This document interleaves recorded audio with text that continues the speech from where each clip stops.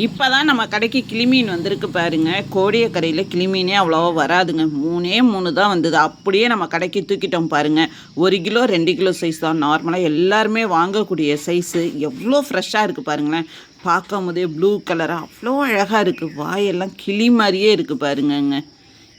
அடுத்தது வஞ்சரம் எல்லா சைஸ்லேயுமே இருக்குங்க. சின்ன சைஸ் வேணுமா, பெரிய சைஸு வேணுமா, எந்த சைஸு வேணால் நீங்கள் வாங்கிக்கலாங்க.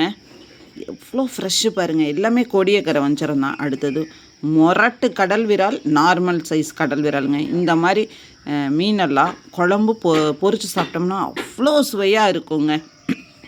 இது நீளத்தை விட எவ்வளோ அகலமாக இருக்குது பாருங்கள். நடுமுள்ளு மட்டும்தான். உங்கள் குழந்தைங்களுக்கு ஈஸியாக கொடுக்கலாம். வஞ்சரம் மாதிரியே தான். அதனால் நடுமுள்ளு மட்டும்தாங்கிறதுனால நல்ல சதப்பற்றாக இருக்குங்க. நல்ல பீஸு காணும் உங்களுக்கு. அடுத்தது கலிங்க முருள். இது 4 கிலோ சைஸு.